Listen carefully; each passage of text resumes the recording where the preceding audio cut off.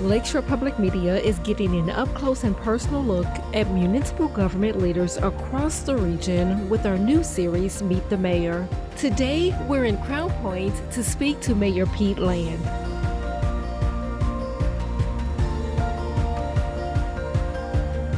Mayor Pete, so we're in Crown Point to get to know you and your lovely city, your lovely community, our region neighbors better. And I want to start with a quick round of what I always like to start with when I meet with municipal leaders, a quick round of rapid fire questions. And it's just simply so that we can get to know you better, you the man. So I hope you're up for the task. They're pretty easy. Awesome. Rapid fire though, okay? Rapid fire. Alrighty. So let's start with this. What's your favorite food? Pizza. Alrighty. What did you like most about being a kid? Growing up in my hometown. Where's your hometown? Crown Point. Absolutely. All right, so you got a free plane ticket to go anywhere in the world, but you have to leave immediately and you can't pack anything. Where are you going and who will you take with you? I would go to Italy because I've never been there and I've always wanted to go there. Okay. And who would I take with me? The first person that said yes. Smart answer. What type of music do you like? I like country music. Oh, that's pretty cool. How long can you go without talking? That's a great question. I have to put that to my staff. Not very long. Okie dokie. Who do you look up to as a hero and why? I look up to my mom as my hero, just because she raised 8 kids. Her story is remarkable. So ended up earning master's degrees, working for the United Nations, living and teaching all over the world. Wow. Super inspirational. That's awesome. That is awesome. Now, we just celebrated the Lake County Fair in your town, and so I have to ask you, what's the strangest thing you've ever eaten? And was it at this most recent fair? The strangest thing I've ever eaten. So, I don't know, probably at the Lake County Fair, you know, they have the big turkey drum legs that are, I don't know, they're huge. Okay.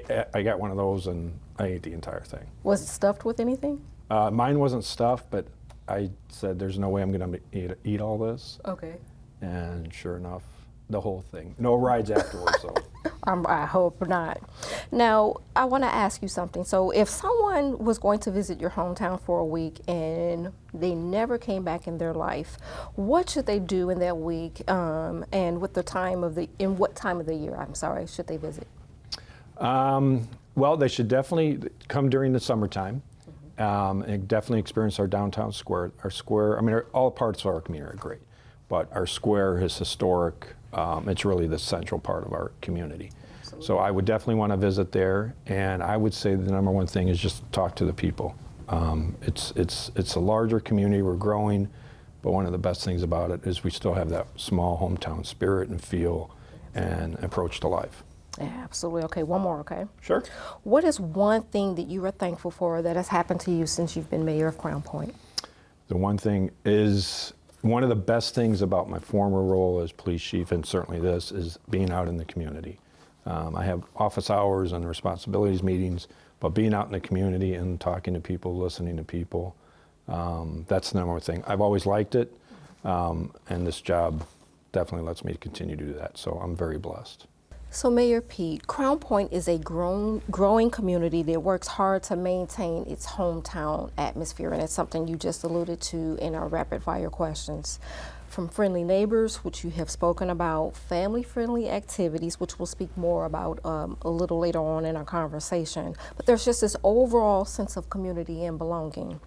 Between Crown Point's police and fire departments, the city added at least 15, if I'm not mistaken, public safety personnel in 2023. And you even were so generous with your praise, crediting the police department for Crown Point's designation as the 3rd safest city in Indiana. And I think that's so awesome. And then you also thank the community members for being the eyes and the ears for the police department. And that's not something that you see in other communities. So that was great to hear. Now, as Crown Point continues to grow, I just want to ask you, are there plans to add more first responders to personnel? Yeah, so public safety is always an area that we prioritize, right? So when people look to move to a community, they look for different reasons. It could be job, closer to family, or whatever, but 3 things they always a universal theme is the schools, and one is public safety. How safe is the community? Healthcare, I find being the third, access to healthcare. So knowing that people want a nice community that's safe, great schools, and so public safety is always going to be a priority for not only my administration, but for the community. For the community. I'm glad that you mentioned schools because I did want to ask you about schools. So obviously Crown Point has some of the best schools in the region, and your town proudly boasts about your dedication to quality education. So I want you to take a moment to just, again, boast about the great schools that are in Crown Point. Yeah, I mean, our school system's awesome. I'm a product of Crown Point schools, grew up here. So, I mean, the school administration's its own entity, but the best thing that we can do is have that great partnership between the school corporation and the administration, but the community as a whole. So we talk together, we meet every month, just prioritizing what's going on in the community, what's going on with the schools and so forth. So keeping that communication and dialogue open and constant only benefits this community all around. So The community as a whole. and the superintendent and his staff are great people. So you know, we got a great school corporation. Super proud of them. Absolutely. And I'll note, I saw this on social media last week. There was, I believe the football team had like mom's night or parents night or something like that. Yeah. But it was exciting for me to see the community engagement and involvement in just that. And that's not something that you see in a lot of communities in the region, that level of parental involvement. But it speaks to how great the schools are, how supportive the community is, and certainly how invested the parents are in their children's education. And again, it goes right back to this whole community, and so that is so awesome. Yeah, yeah. So they had like a community night. So Okay. To your point, so that was part of it. Kids, and it was just like a great community atmosphere to help kick off, you know, in this case, the upcoming football season. So, Okay. but yeah, the community spirit was there, and it was a great turnout. Great turnout, and you do have a great high school football team. We so do, yes. Coach B's awesome. We highlight your high school on a show that we have called Game Night, so we know very well that it's a great high school. Wow, exciting. I want to turn to talk about a topic that I love to talk about is food. So in Crown Point, lots and lots and lots of dining options, whether it's takeout or fine dining. And I shared with you offline before our conversation that I'm from Chicago and I dine in Chicago a lot. And I feel like when I'm in the square, I get this downtown vibe. And so I want to ask you, is that the vibe, as the kids call it, that we're going for in Crown Point? Yeah, so going back, you know, 10, 15 years ago, our square was always a square, but it looked completely different. So we had a lot of standalone bars, some other shops and so forth, but what people always said is you really don't have like great dining options, right? We had one good steakhouse, and they were right. And so over the we did a lot of infrastructure works, the sidewalk expansion, the bump outs, and just over that course, we brought in nice community, family, fine dining, but some nice dining options. And now every restaurant there has outdoor seating.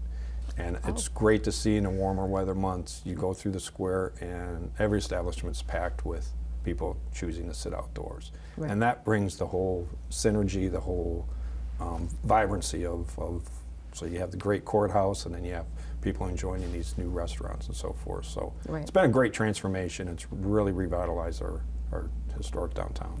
It has, and so you mentioned the great outdoor seating, obviously that attracts a lot of people, but there has been a concern about parking. Yes. And so I want to talk about parking and traffic.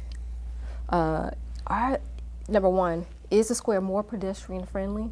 Yes. And what are we doing to address the concerns about parking? Yeah, so part of the bump outs and the sidewalk expansion was that we increased some pedestrian safety. We know it's great that we have this retransformation, but brings with it extra pedestrians and more vehicles. So when we transformed the square, that was taken as a marked and signalized pedestrian crossing and so forth. We reduced the amount of space between the crosswalks, so that also improved pedestrian safety. And then parking. Parking. So parking's I always been a challenge. Hear about parking in Yes. Crown Point. So it's a good problem to have. Right. So we always say, so parking on the square itself is maxed out. So what we have to do is now we have to look at ancillary parking around the square. So last year we undertook a multi-million-dollar effort and improved and created additional parking along the East Street corridor. We had a small municipal lot and our post office that had its own lot. So we worked with the post office and we transformed that lot into made one larger lot, increased a lot of additional parking stalls. We were able to redesign East Street a little bit and created on-street parking that was never there before. And then prior to that, just north of the library, which is just north of City Hall, we had residential homes, and we acquired those homes, demolished them, and made one large parking lot just north of the library, just off the square. So we're going to continue to look to expand parking, which is what we're doing this year. But and we also put a new parking lot on the west side of the square as well. Okay. So we have a municipal lot, but we expanded that and built a new parking lot adjacent to that too. So try to get both sides of the square. Right, yeah. It's just, you always hear, Yes. everyone loves the square, but you always hear that concern about parking. And so it's great that you are continuing to work to address that concern. And so I think that is so exciting. Now, another thing that I want to talk about, because again, Crown Point is so exciting, I want to talk about activities and events. And you guys have played host to a lot of great events over the summer. You Yes. just hosted the Cal Ripken 10U World Series. Yes. Obviously, the Lake County Fair. You have, and I was so excited to hear this, a wine fest coming up, first of its kind. I'll We let you do. share that. But you also have a New Year's Eve ball drop coming up, which is so exciting. So I want you to spend some time talking about all of these great events, how you are attracting so many people, not only from Crown Point, but from the region to come to these events, and spend time talking about why you are continuing to plan such big events. So every time I'm out in the community a lot, right? So the three things that I always focus on are infrastructure, development, and amenities. So everybody, we all work hard, and we want to be able to do fun stuff in our community we live in, and most part we want it free. So that's a huge priority for us. But yeah, right. So we spend a lot of effort on having local and regional festivals. And I love that because it brings in people from all over the region that maybe they've never been to Crown Point. They get to see what we get to see every day.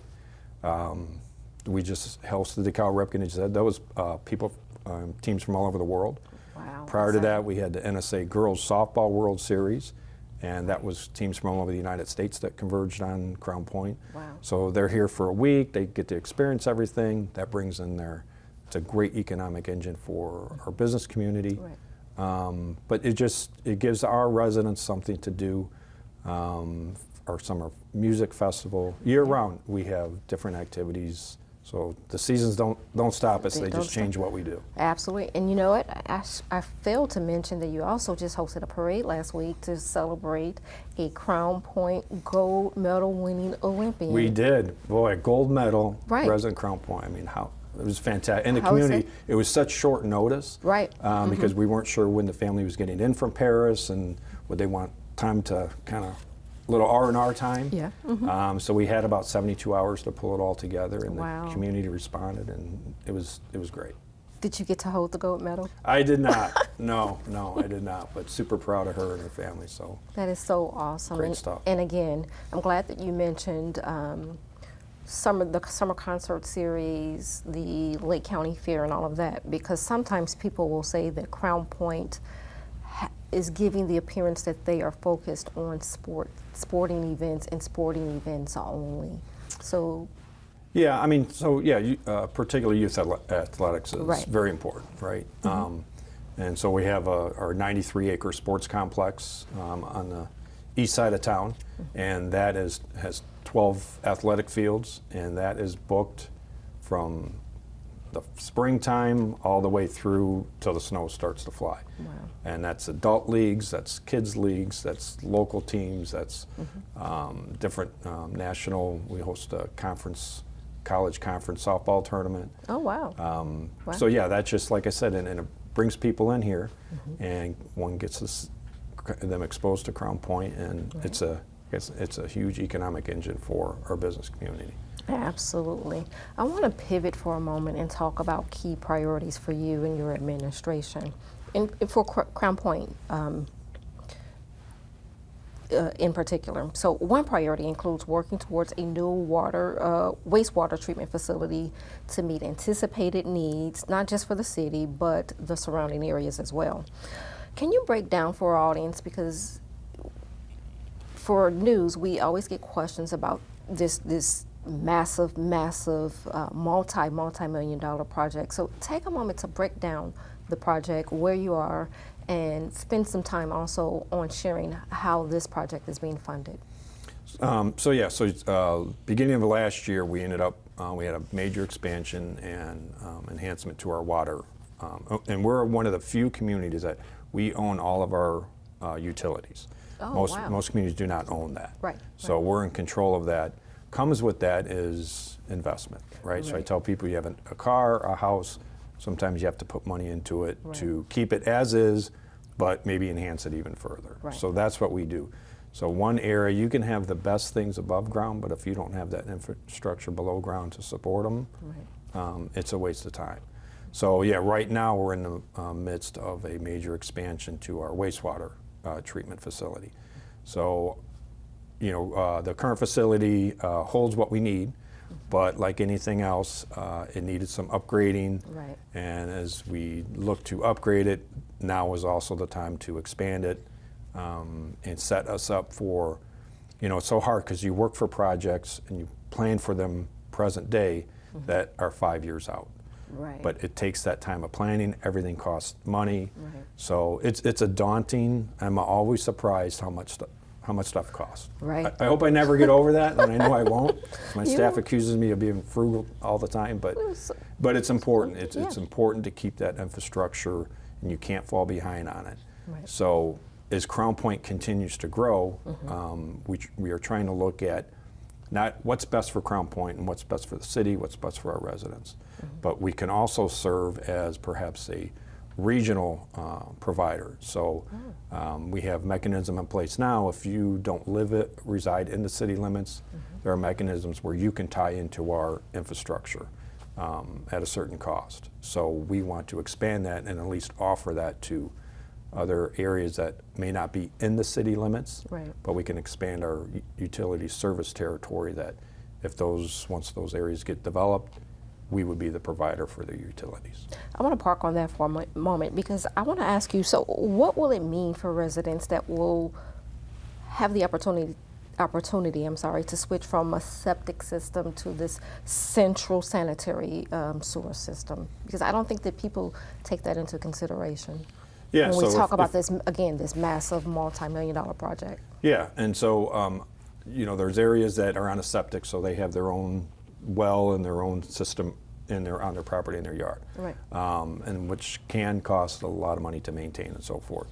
So we have a current partnership with the Lake County folks that they are paying us a certain sum of money, and we're going to take in to 349 homes that are currently on septic that will still stay in the county, Okay. but we will be provider for their utilities. Okay. They'll continue to pay us, so that's more revenue coming in. The more revenue we have coming in, that helps us pay for the expansion to our existing facility and for our future planning. So. Great. And I'm not sure, and how will this be funded over the course of this project? So it'll be funded in multiple ways. So our current phase that's going on now, that is through our SRF small interest loan through the state of Indiana. Okay. And then they provide incentives. We have grant funding, so it's a mixed bag of how you pay for it. Certainly our utility rates that our citizens pay all goes towards our infrastructure improvements. Okay. And I'm glad you shared that, because a lot of people are concerned with how will this be funded. So it's great to hear that it's a mixed bag. It's a mixed bag. And that community members don't necessarily have to worry about continued rate hikes covering this multi-million dollar project. So it's great that you're able to share that. Yeah, and rate hikes, because growing up and I didn't have a lot of money. I mean, my family was, struggled. So I'm very conscious of any time we have to look at a rate hike, which is done periodically. But I always tell our financial advisors, I want it the minimum that we have to do it. I don't want to, maybe it's better to create a surplus and have money in there. Right. But I'm very conscious of that for our current residents. So it's something that I pay a lot of attention to. That's great to hear. Now, Mayor Pete, whenever I talk to someone about Crown Point, there's always discussion, there's always someone who circles back to having fond memories, and I mean fond memories of Hub Pool at Sowerman Woods. Yeah. And so I know there's a lot going on over there, and so I want you to talk about this project because at your most recent State of the City address, you spoke about the phase that we are in now with this, and I know that some people were saddened when it closed. A lot more people who are moving to the community are excited about all of the great things that will be happening there, including an exciting skate park. Yes. So talk about where we are with this project. So we're currently, so the Sowerman's project, it first and foremost is a stormwater management project. So that's how it started. The city received funding from the Little Cow River Basin, and a $3 million grant to improve stormwater collection management for that whole area. Because there was parts of it that were constantly flooding and so forth. So that's how it started. So we kind of looked at it and said, why don't we really do something special here? So we have a 3.5 acre lake, which is our stormwater. Wow. That's already dug, that's been completed. And then we wanted to add some amenities to it. So we have a new playground, and our playgrounds parks department director did a fantastic job. It's an all-inclusive playground. It'll be all brand new. And then we have a huge, which I'm surprised still, but we have a huge sand volleyball league. Hundreds of players. Yeah. So we're building a 6-court sand volleyball facility. And of course, the hot thing that everybody does is pickleball. Yep. So we're building 6 pickleball courts. Will that be enough? In that complex. Because yeah. pickleball is the next, well, it's not even the next big thing. It is the big thing right now. It is the big thing. Right. So thinking about you, speaking about expanding, continuing to look for parking, you will have to continue to expand pickleball courts. That's right. So we have other pickleball courts and our parks around the community, but this one was putting 6 courts at one site. Okay. So that's very exciting. And then probably one of the best features of it, I think, is we're partnering with the Friends of the Veterans Memorial Parkway. So there's going to be because there's going to be a walking path around the entire 3.5 acre lake that'll be lit, and the Veterans Group will have memorial chapters around the lake along the walking path to highlight World War I, World War II, the military, the wars, people from Lake County, people from Crown Point that served. So it's really an exciting, as I say, I want this a destination location. Right. So I want you to wake up, what do you want to do today? Let's go to Sowerman's. Yeah. So it's still under construction. We're hoping for the park and components to be done middle of 2025. Okay. You have, I'm certain, a big grand ribbon cutting, a grand opening, because Crown Point does everything grand. Yes, we do.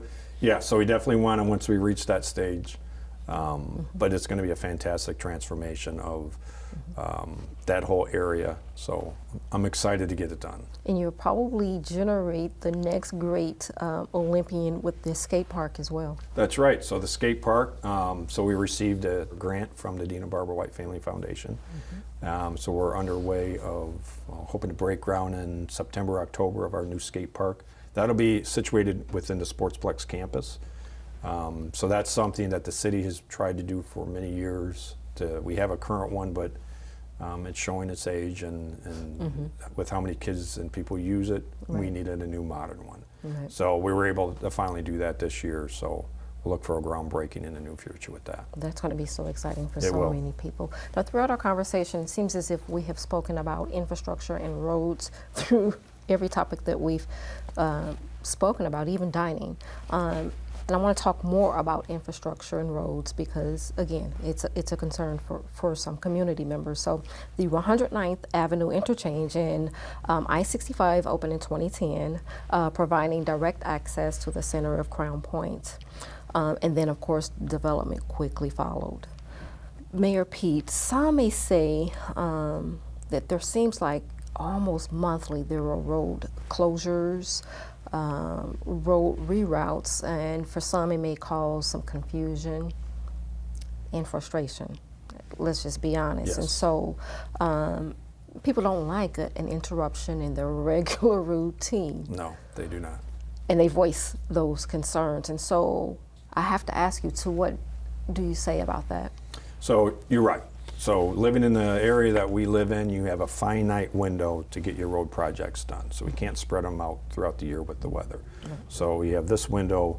So we're hoping to do, usually our goal is to do about 9 miles of road a year. Okay. So through some extra funding we received for this season, we're hoping to reach 15 miles of road. So I share their concern and I share their frustration because sometimes I'll go away and I'll be like, I forgot the road's closed.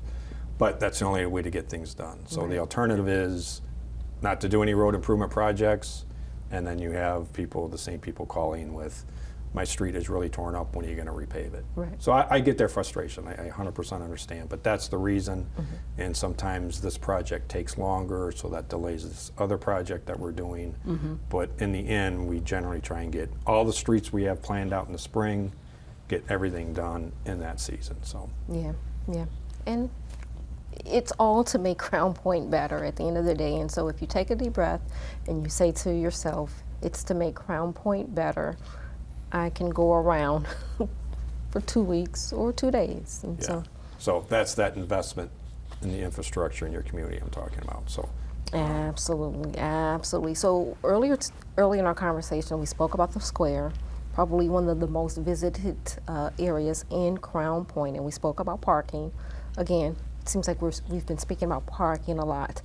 Your downtown area was voted best downtown by the Times in 2024, I do believe. yeah.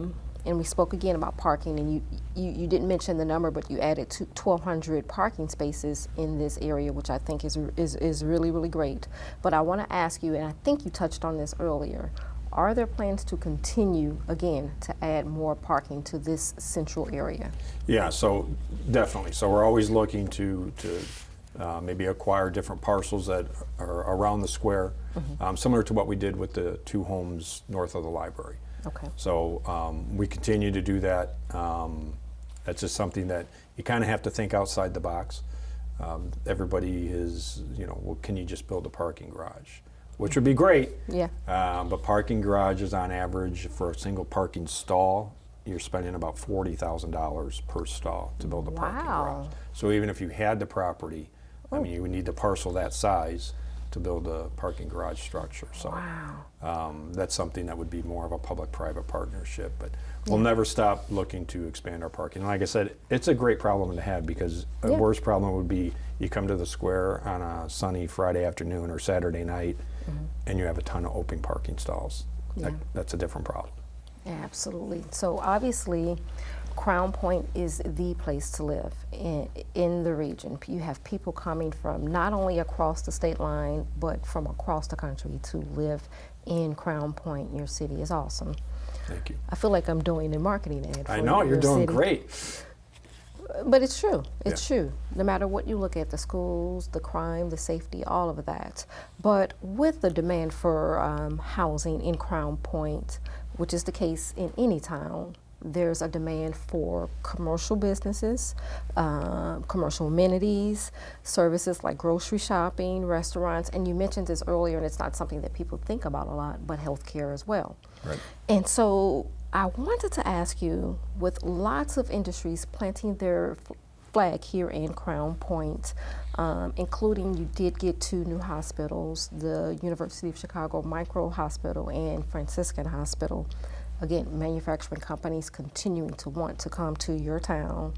You have a hotel development that will be coming here soon. And again, more restaurants, because we need restaurants. I want to ask you, will this continual need for more development, will that outpace the city's resources? No, so that's a great question. So, yeah, so the development, and you want to have the right blend at the right pace of development.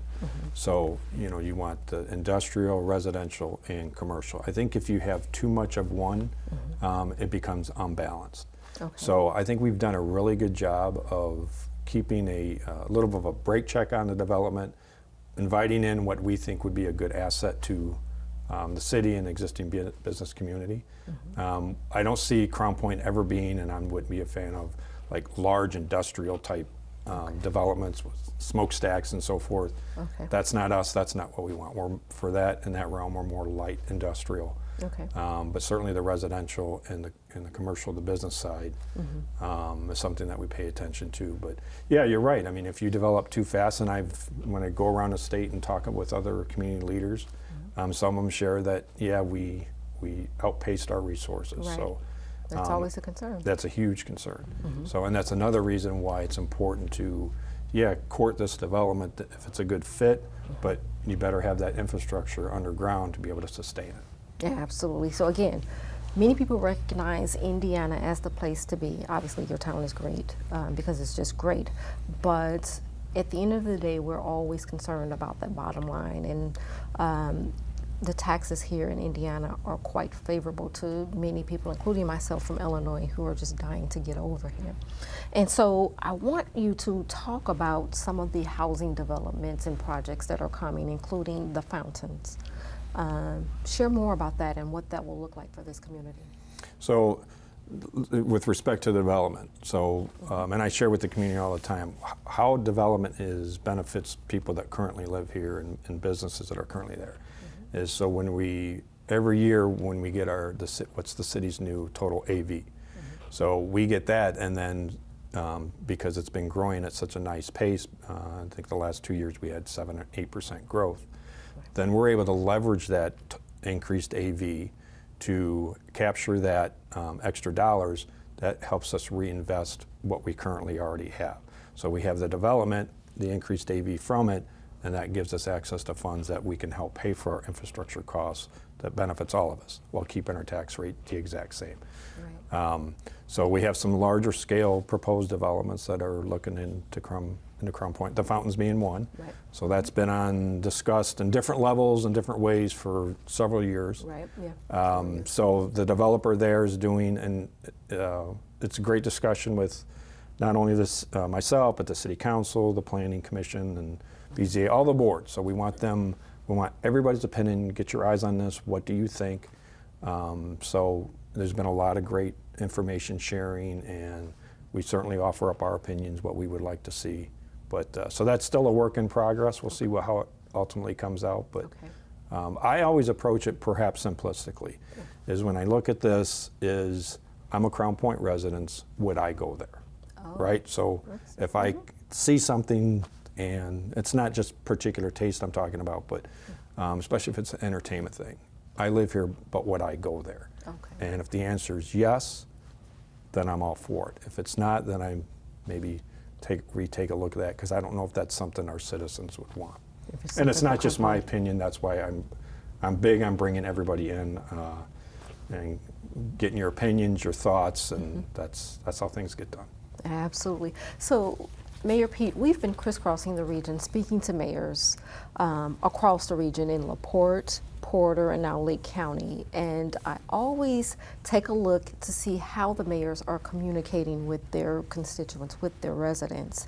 And I've noted that many of them use social media to directly, immediately, in real time to communicate with their community leaders. But you take a different approach, a unique approach, and I actually love it. And maybe it's because I'm a radio girl.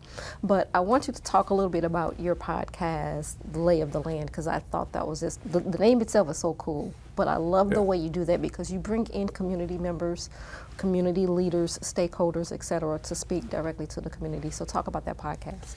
Yeah, so I mean, you're right. So I'm a big believer in information sharing to the community, and that's where we get a lot of great ideas and feedback from. Right.